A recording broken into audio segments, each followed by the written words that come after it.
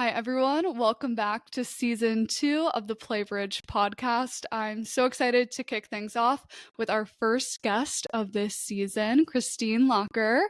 She is the founder and CEO of Locker, the social commerce platform supporting shoppers at every step of their consumer journey, from initial discovery until purchase.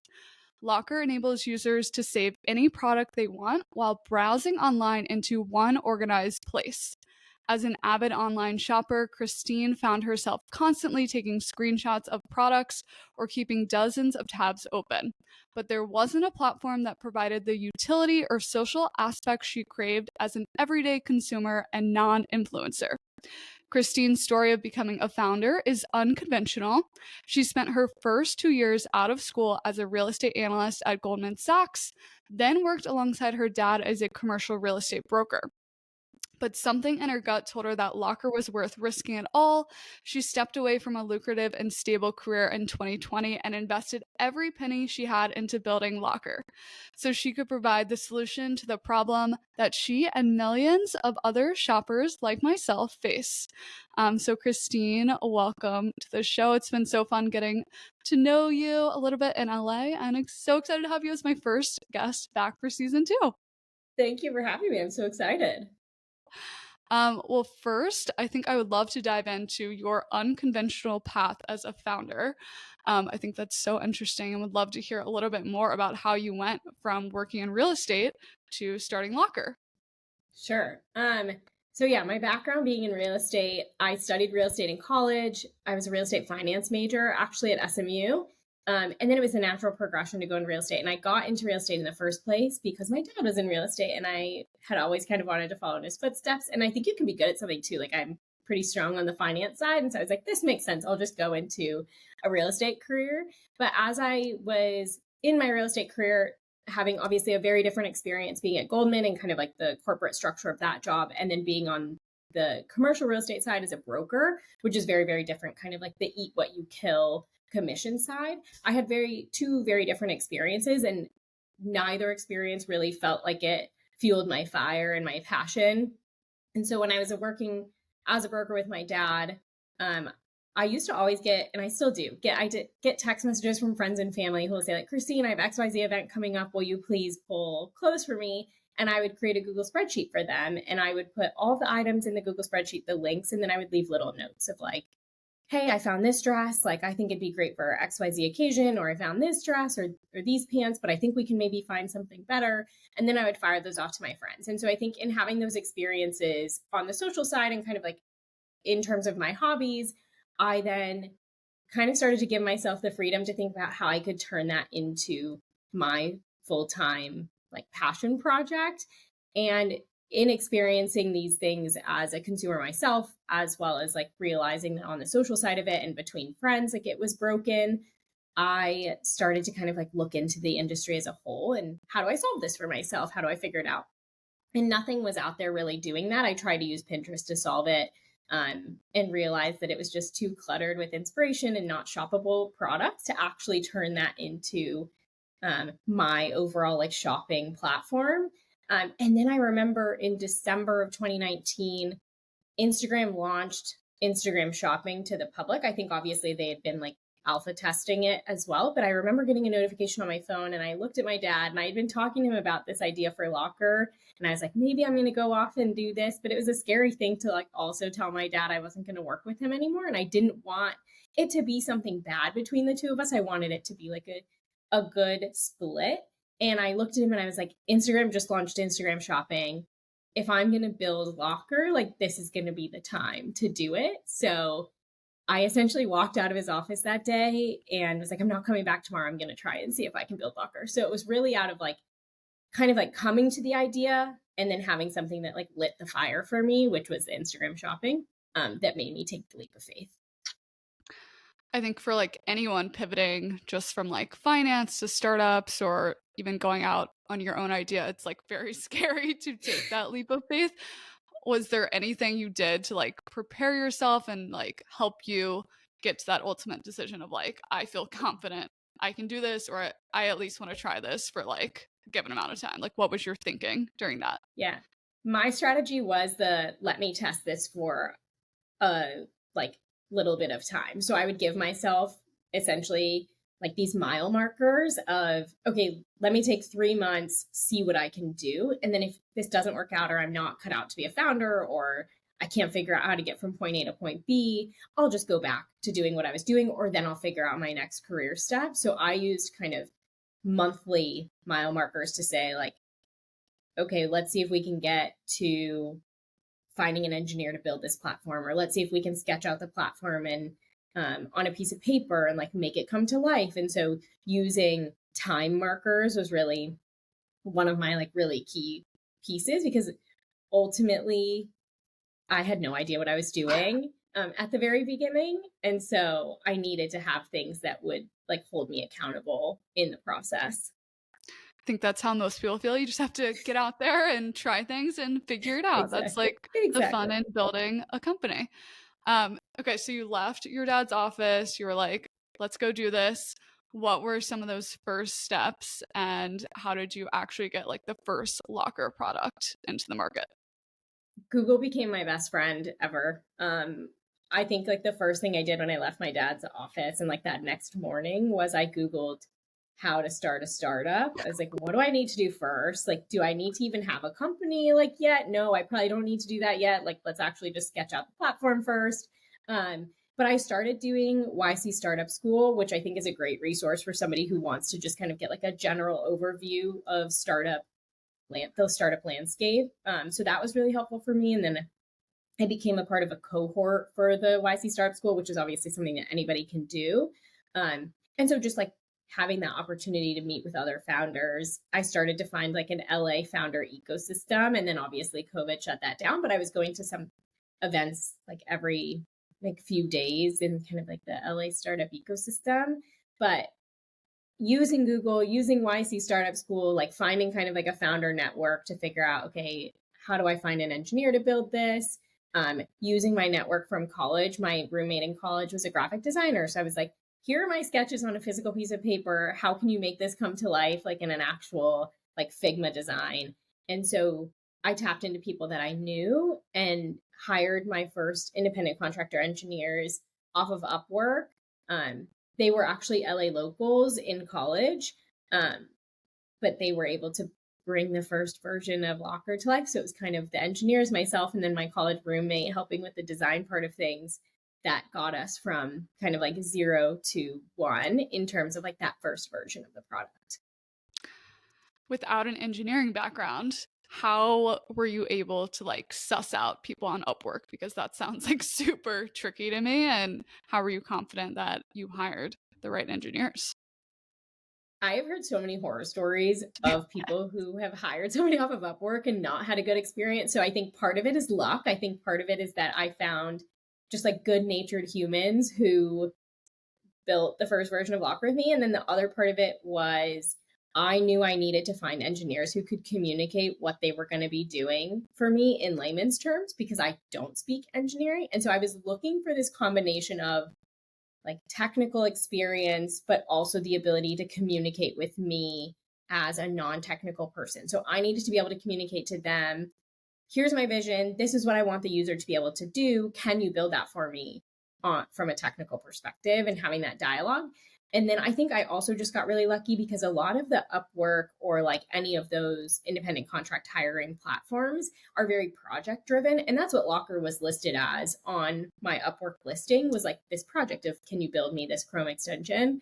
But I got really lucky because the engineers ended up staying with me for, I think it was like a year and a half on a contract basis, but they never like deserted me. They kept just working with me. They would do really minimal maintenance on the product when I didn't need them. They would come and jump in on bigger projects when we wanted to update something bigger on the platform. And so I think a lot of that was just luck. I got really lucky with who I hired as those contractors. But So I know you've raised outside capital since, but in like the very early days, how were you like bootstrapping or financing, even hiring those engineers? Because I know that can be expensive talent.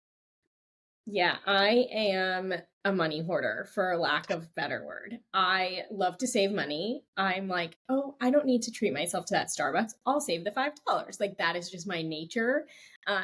So obviously I had the job at Goldman.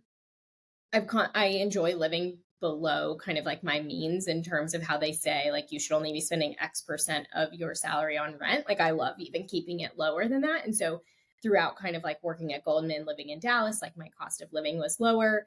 And then working with my dad, doing commercial brokerage, like can be a very lucrative career. And so I did well in the real estate space, hoarded all of my money, and then was like, let's go build Locker. And I knew that I was going to put the majority of my savings into this business, really believing in the product and where the product could go. But I also gave myself a limit on how much I would let my savings go down to. And so when I hit that number, and I kind of had a goal tied to it too. I was like, I want to hit our first 10,000 users before we raise outside capital. But at the same time, I don't want to go below this certain amount of money left in my savings account. And so it kind of worked out that those two things hit at the same time. And that's when I knew I was ready to raise the outside capital, was how do we survive on a little bit left in our savings account? And how do we grow the company to this number, that the first 10,000 users? Thank you for sharing that thought process, because I feel like that is the personal finances are such a tricky part of starting a business and like being able to go out and do that. So very helpful. And then, so you're obviously working on the tech, you get the first product in the market. How did you actually get the first set of Locker customers? And then how did you grow it to that first 10,000? Yeah, so we've always kind of operated off of a content strategy.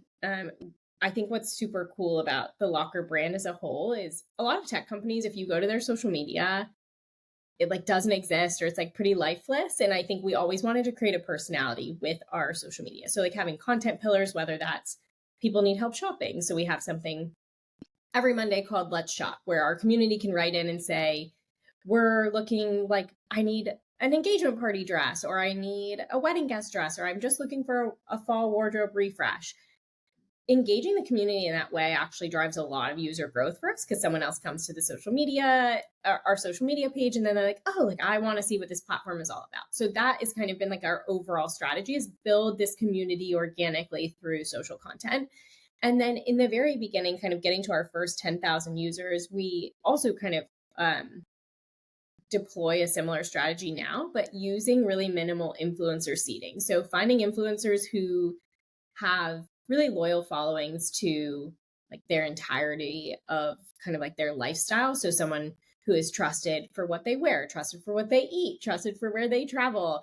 And I kind of found influencers that I like to follow on my own. And I would say like, I trust this person. I want them to also talk about Locker. So we used influencers like Mary Ralph and Kennedy Critchlow, the founders of Daily Drills. And I worked with Ella Rose, and they were all so generous in working with us for lower rates to like really support us as a solo female founded bootstrapped company.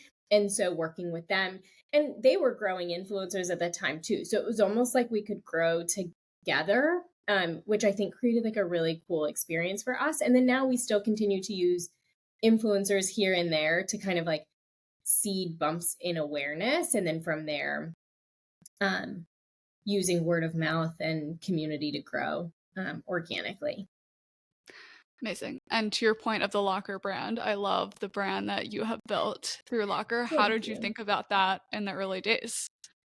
I always knew that it needed to have a feeling of like the girl next door or like your best friend. So it needed to have a feeling of like, oh, I feel like I can ask this Instagram account, whoever it is, like for advice or clothing advice or fashion advice. And so I knew I wanted it to feel like I was a representation of the company as the founder and relatable. Like I'm a 31-year-old LA-based girl. And so I wanted people to feel like, oh, they know who I am and they can identify with me. And then also with our team members and kind of like bringing their faces also to the feed. So that's always been a part of it, is like create this feeling of relatability. And then in terms of content pillars, I knew we needed to have a combination of platform education. So like, what is Locker? How do you use Locker? Why would you use Locker? But then also like the clothing content and like helping people shop and creating that like engaging content in terms of finding the best picks from Zara, or like having the best capsule wardrobe collection, or like being able to help people kind of shop in any different season or style has been a part of the strategy. So I think it's a combination of the two, is like really being educational about what is Locker and getting people excited to sign up for Locker. And then also having engaging content in terms of like being on top of trends and always helping people shop and stay on top of that. So those have kind of been like our main pillars from a content perspective. Yeah. You're crushing it on your personal account that I follow and also the Locker TikTok account. Both Thank you. Both literally killing the game. Walk us through, for people that might not have used Locker before, how exactly does it work for the user perspective? And then also, how are you partnering with brands and companies? Yeah. So if you're a user or you're a new user to Locker, I will walk you through how you can use it. So we have our Chrome extension, and then we also have our mobile app, and they function very similarly. So it just kind of depends which device you're on. But if you go to a brand website and you come to a product page, so let's say you're on the Revolve website and you find a pair of a Goldie jeans that you like. If you go to that product detail page, if you're on desktop, the Chrome extension will pop up in the top right-hand corner. So you'll see the little Locker icon if you download the Chrome extension. And then if you click on it, it drops down and you'll see the title populate itself. Then you can choose whatever collection you want to save it to. So if you're new, you're going to make a new collection. So maybe it's your like fall wardrobe collection or your summer collection, whatever it is. And then you can just choose whatever image you want and save it to your Locker. If you're on mobile, what I think is really cool about mobile is just how natural it is to your flow of already sharing something, sharing a link. So if you were on that same pair of jeans page on mobile, you would click the share button. So the box with the up arrow that you go to like send a text message to somebody, and Locker pops up right there. So if you click on it, it opens the little Locker window. Same thing. You see the title, you choose your collection, and then you choose your image and you save it to your Locker. So it really integrates with how you already shop. We're not trying to change your behavior as a consumer. So it's like, if you're on that pair of jeans and you don't want to forget about them, rather than leaving your browser tab open, you can put it in your Locker and then you can come back to it later. So you never lose track of anything that you want to buy. I know we've talked about this before, but I very much needed this. And if anyone's like shopping for a wedding and all of the events that come with a wedding, like I was literally linking every item I was interested in and putting it in like a Notion page. It was crazy. And I wish I had had this then. So it's super smart. And also we've also talked a little bit about this, the content that your team does, because I'm someone that's not always shopping online. So it's nice to be able to, for this New York event I'm going to, literally go onto Locker and be like, okay, someone needs to be my personal shopper, aka Locker, to find me a work outfit. So everyone go and check it out because it's truly an amazing product. Thank you. And then you asked in terms of like how we work with brands too. Right now it's on in two different ways. Right now it's on an affiliate basis. So if you save something to your Locker, then you go from Locker and you go back out to a brand website. If we're partnered with them on an affiliate basis, we make revenue on any successful sales that we drive. One, I think, special thing about Locker is we do not restrict any brands that you can save from. So for example, there are certain brands that don't play in the affiliate space, but at the same time, those brands are really important to you as a consumer and they're a part of your consumer journey and kind of like you using Locker as a whole. We don't say you can't save from those brands because we don't ultimately make any money off of them because it's just too important to us to serve you as a consumer holistically. And then we also work with brands almost as like a quasi influencer relationship. So we will curate content on behalf of the brand. So we've worked with big brands like Essence, Revolve, Kendra Scott, Veronica Beard, and we've curated content for them that we think will serve our audience really well around a theme or a campaign. And then that goes on the content page on Locker and we get paid a flat fee for that. So one of the things that's really important to us as a brand and kind of maintaining our brand value is that the content we do put out there is authentic to who we are as a brand. So we will turn down brands that we don't feel like align with the overall brand value of Locker, or we feel like we wouldn't feel aligned in putting that on the content page and sharing that with our community if it feels inauthentic. And then in terms of also the products we're sharing with you from the brands that we do partnerships with, we don't allow brands to tell us specific SKUs or products. If they want to work with us as a company, we have to have the creative freedom to share the products that we genuinely like as a company so that it really maintains that authenticity. So while we're being paid to curate that content, it still is legitimately our choices from that brand as a whole.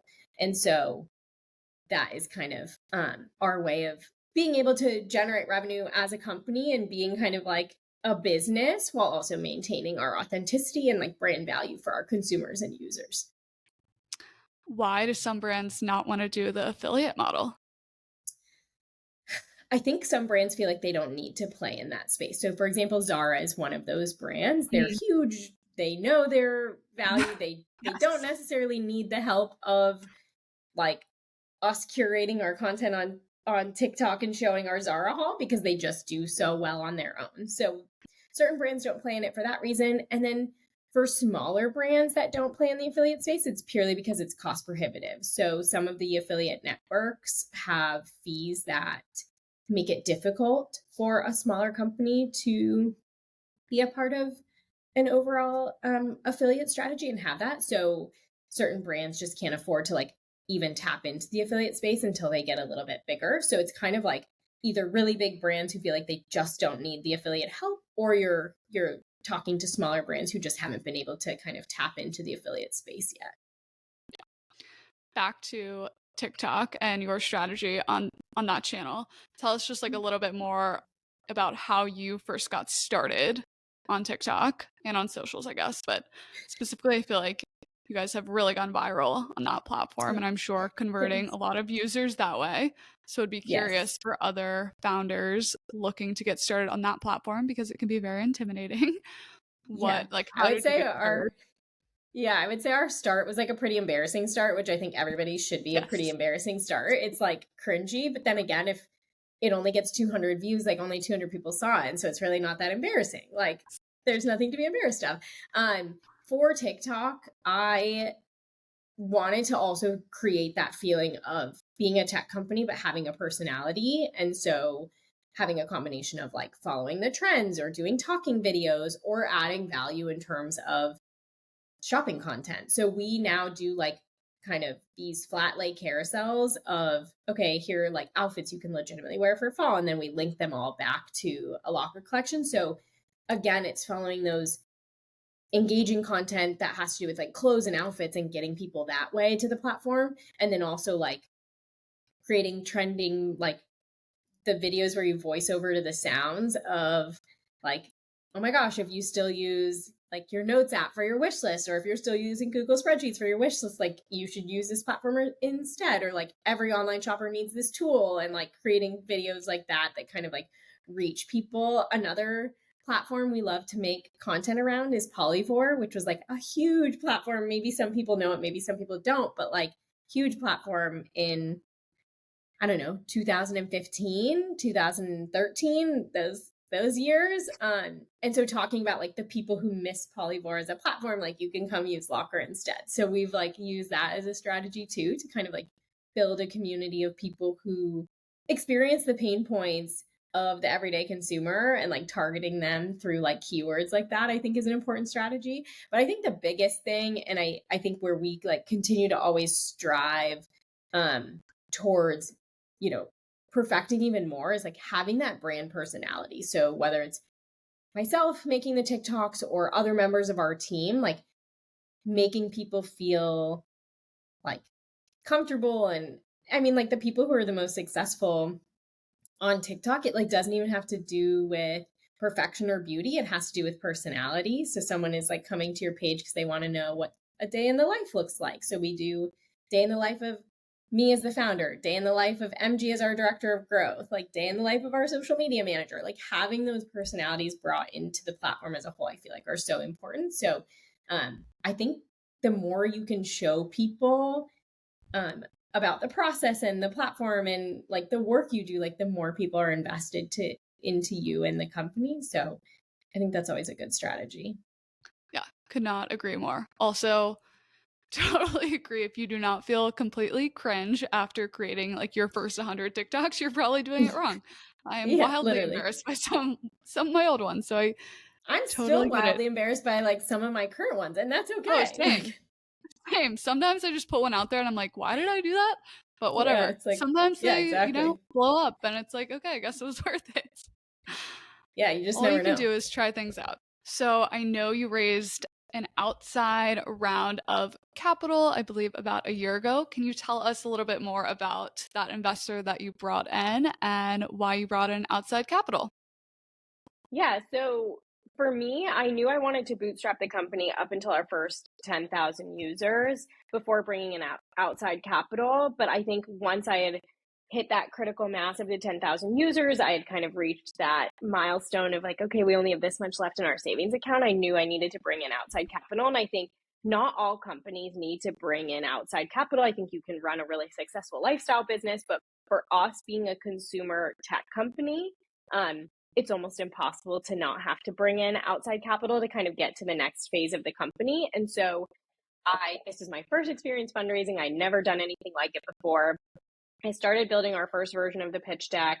And then I wanted to ask our community a couple questions on social media. So I built kind of like these survey questions and I posted them on our Instagram stories. And one of our users reached out and was like, does this mean you're fundraising? And I was like, yes, like we just started the process. And she asked me to jump on a call. She just wanted to learn more about the process. So we got on this call. I was walking her through kind of like the overall fundraising process and kind of what we were doing. And she said, like, I would love to invest. And at the time, I had made it like it was a really important thing to me to keep the cap table really clean. So I had obviously put all of my own money into the company, but I hadn't taken any outside capital at all, not any friends' money, not any family money. And so I knew I didn't want to bring in any smaller checks per se to the cap table in order to keep it really, really clean. And so I was curious as to when she said she wanted to invest, like what was that going to look like? And so I just asked, like, how much were you thinking? And she said $1 million. And I think my jaw literally dropped to the floor. I was like, are you sure? Like, but we went through a full diligence process together. With her being a user of the Locker platform, she really understood the value and the vision for the future of Locker and then all of the markets it could tap into and serve as well, like stylists, interior designers, industries that kind of haven't been supported on the technical side of things at this point, and really like where that fits into the overall consumer journey and how we could use the platform as a whole to grow into all of these other, helping all of these other industries as well. And so it's so cool to have a user of the platform believe in it so much and invest in the company. So that was our first fundraising experience. That allowed me to then hire our first full-time employee. And like we were saying with the TikTok thing, if you're not embarrassed of the first version of your product, or you're not embarrassed of your first few TikToks, same thing goes for a technical product. If you're not embarrassed for your first version of the product to go out to market, you waited too long. And so I would say that the first version of Locker was definitely on the wonkier side of things. But bringing in that outside capital allowed me to hire our first engineer. We completely redid the technology. I was able to then hire a director of growth. We launched the mobile app. And so you use that outside capital to build your product, build your team, like fuel growth of your user base and community and kind of like reach these target KPIs or metrics that then get you to the next fundraise. And so that's kind of where we are now. We relaunched the platform. Now we have the app. We've reached like a key metric in terms of user growth for us. And so now we're looking at bringing in outside capital for our next round. So we have 500K committed in this round. The fundraising process is never easy. It's never necessarily very fun. But it also is one of those things that's a fundamental part of being a founder and your founder experience. So I almost like to look at it as like you earn your stripes as a founder. So this is me now trying to earn my next little set of stripes as we raise this round. Yes, I feel like fundraising is never a fun process, but I'm sure always like so many good learnings and insights. But super, super cool to have an actual user convert to an investor. I feel like that just says so much about how much they love and believe in the product. For people who might be listening and not understand what you mean by a clean cap table, will you explain Yeah. a little bit about what you mean by that? Yeah. So your cap table is essentially, and you can probably explain this better than I even can, Ruffin, but your cap table is essentially all of your different investors and any kind of like capital that comes into your company, as well as any shares that you give to advisors or strategic investors and advisors. So um, my strategy, just like speaking to my own personal experience of keeping the cap table clean, it felt important to me because I think like as you grow the company and you get to a stage where you're going to IPO, you're going to have a strategic acquisition, the cleaner the cap table, the better the cap table. So that was kind of always my strategy is unless you need to bring in the outside capital, or unless they're going to add a lot of strategic value to you as a company, it's better sometimes to not take the money because you have to manage your cap table. So when taxes come up every year, like you have to be doing K1s.